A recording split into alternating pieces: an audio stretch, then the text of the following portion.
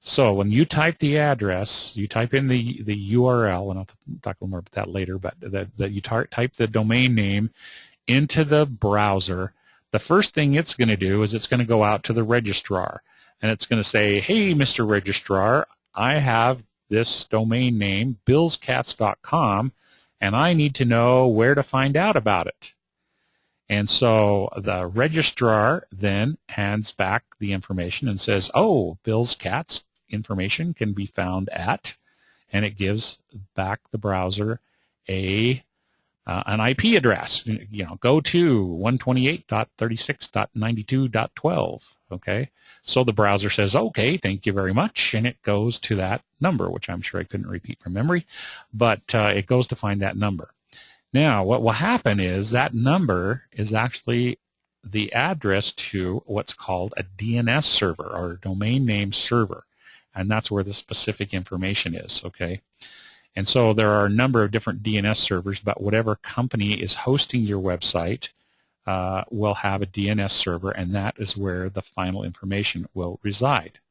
Okay, so if you think about this, maybe if I was going to find somebody, I would look up, they would give me their address, or it would be on a business card, or I'd look it up in the phone book or something, but I would get their address, okay? I'd find it. So that's like using the card catalog. Then you go to the DNS server, or what we would liken it to if we were finding a building. A lot of times when I go into a building, on the bottom floor there, you walk in and they'll have a directory, and I will look up the directory to find out what the office number is, what floor it's on, and where to go to get it, okay? So the internet works the same way. First it goes to the registrar and gets the address of the DNS server. Then it goes to the DNS server to find out the exact location of where that is, okay? And then it can go to it. Now, the great thing for us is we don't have to worry about that. We type in the domain name and voila, Jiffy Skippy, up pops the page. But this is what's going on behind the scenes, and we don't have to worry about it. Okay, but we do need to understand, at least in this simplified form, what's going on. So when we register, or when we get a domain name for ourselves, that we make sure that we've done all the steps. Because what will happen, and what happens invariably, is people will go out to a registrar, they will register their domain name, and then they won't tell the company like us that it's pointing at them. And so what happens is we don't put the information into the DNS server, and guess what happens? Somebody types in the URL, they type it in to try it out, the registrar goes out, it points it to the DNS server, and it comes back. The DNS server goes, hey, never heard of that office. You know, they moved in the night and didn't put it up on the directory into the office. So you've got to make sure that you get both pieces done. You've got to get the domain name registered with the registrar. You've got to get it pointing to the right DNS server, and then you've got to get the information populated into the DNS server so that it can actually find out what floor you're on. You know, it's great to have people come into your building, but if they're all standing in the lobby milling around because they don't know what suite number you have, it's not going to do you much good. Okay. And it's not hard to solve that problem. You just need to make sure, in our case, and let us know, and we have the procedures for that, so that, you know, you just let us know, hey, I'm linking the two together. If we register a domain name for you, we do it automatically. But if you register a domain name yourself, you need to make sure that the place that you're hosting your website knows and links those two together so that when the traffic comes, the people can get to your web page. And so I think that's the main thing I'm trying to come with explaining this to you, is there's really two steps to making this work. And by knowing this can save you some problems, because you won't get caught in that, oh my gosh, it's not working, I've got it all registered and it's not working. Okay? So now let's move on, and I want to give you 8 tips for selecting a great domain name.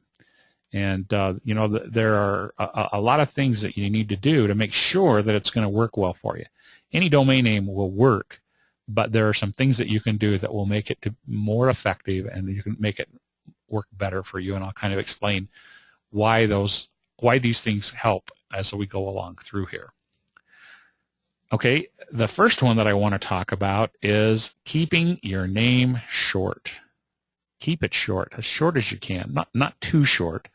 I've seen domain names out there that are, jdk.com. Well, that's definitely short, but it misses some of our other tips that we're going to talk about. It's almost too short. Okay. But in today's day and age, what I really see a problem with is incredibly long domain names. And you just can't remember those. You got to think that, if I'm giving a guy a nickname, and his nickname, it takes me, 10 pages to write his nickname on. It's not really a nickname. People are not going to be able to use it because it is too cotton picking long.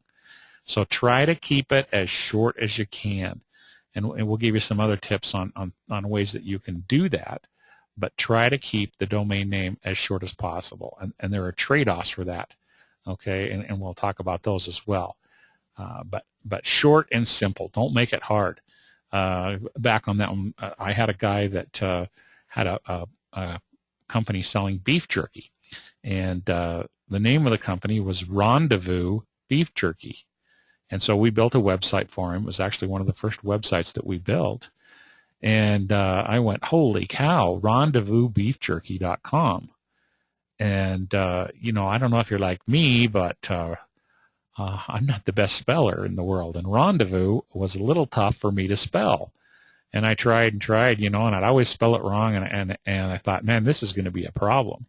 Rendezvous jerky, even though it was fairly short back in those days because it was that we didn't have much competition.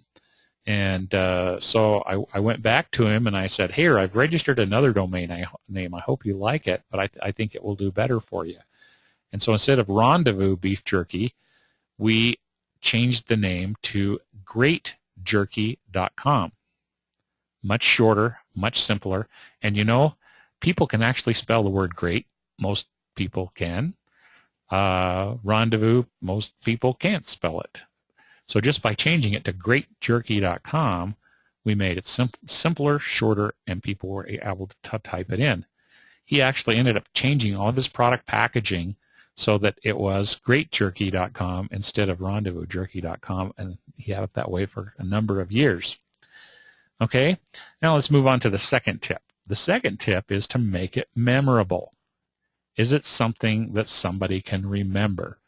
When you run into somebody in the elevator or on the street and you say, hey, visit my website, try to make your domain name something that's easy for them to remember. If it's cats 976321005, okay, people are not going to be able to remember that. If it's cats are us, they're going to be able to remember that, okay? So try to make it easy to remember. Easy to remember and easy to kick back and type in on there. So if you summarize the first two tips, short and easy. Okay. I want to insert in here, when you're thinking about domain name, there are sort of two different ways that you can go with your domain name. You can go with branded, or you can go with descriptive. Okay. If you think about, and you've probably all heard of the term Amazon.com. Okay, what does Amazon.com do? If you had never heard of Amazon before and you were not familiar with it, you might think that it was a website about the jungle, or the Amazon River or something. You wouldn't know what it was. But Amazon is so well branded that almost everyone knows that Amazon, it sells books. Okay, and so that is what I would call a branded domain name. They're a big company. They have a big footprint in the internet world, and so that's a branded domain name. So you can come up with a name that you're going to brand, and you're just going to get people to know what that is, but you're going to have to work at it because it's not descriptive of what you're doing. Amazon is not about jungles. It's about selling books. Okay, how they come up with that name, I don't know, but it's a well-known name. It's short, and it's easy to type in, and you usually don't misspell it, so it works well for them. Okay, On the other side of the thing, we've got descriptive. Now, if you were, a small company and you didn't have that branding, but you wanted people to know what it was that you were doing, you could come up with a name like betterbooks.com. Okay? When I read that, I have a pretty good idea of what your niche market is, what you're doing, what it is you're selling. I read that, I go, oh my, they're selling books. Okay? So that's more of a descriptive name. So you can either go with a branded name or you can go with a descriptive name. But again, keep it simple, keep it short, keep it easy to remember. Okay. Now let's move on to tip number 3. Okay, tip number 3 is to use the .com extension. Originally, when domain names came out into the internet world, there were basically just a few choices. Okay. There was .com for companies or commercial sites. There was .org for organizations, typically nonprofit kind of things and things like that. There was .net, which was standard for networks, and usually that was, at that time, more technical kind of things like internet companies and that kind of thing. And there was .edu or .educational companies, okay? And basically those were the first 4 that were out there. And then as time passed, now we've got gazillions and gazillions of different extensions out there. It's going to get to the point that you can have a .cat food. There're just so many of them that they're just coming up with new ones all the time, and they're just adding them. Okay, my recommendation is stick with the .com. Everybody knows that. It's burned into their brain. They can remember it. When I'm typing, what I find is even if somebody has something different and I know they have something different, for some dang reason my fingers are trained. And I can know it's a .net or it's a something else, and my fingers just, even though I'm thinking whatever it is, if it's a .edu or whatever, my fingers just automatically wander off and type .com on their own. And I don't know if other people are like that, but it just types .com. So why fight it? Why fight it? If everyone's fingers are like mine and they're trained to type .com, then get a .com. And there's a trade-off here, because you can use a different extension and maybe get a name that's shorter and better, that's similar to somebody else, but that you can still get it because you're using the other thing. So that's the trade-off. But you're going to have confusion if it's close to somebody else anyway. So I always recommend, if you absolutely can, get a .com. And if you have to do the trade-off and it's a little bit longer or it's a little bit different, or always go for the .com, because I just believe that you'll do better by going with the .com than using some of these new ones. And use the older they are and the more top level they are, the better off you're going to be. So if you have to go to, if you're an organization, there's nothing wrong with going to .org. If it's a nonprofit organization, you could potentially use .net. The .edu, you have to be an accredited facility to get it. You can't just get an edu. Those are hard to come by. But if you're an accredited educational facility, by all means use those top-level domains. But use the top-level domains before you drop down and use the other ones.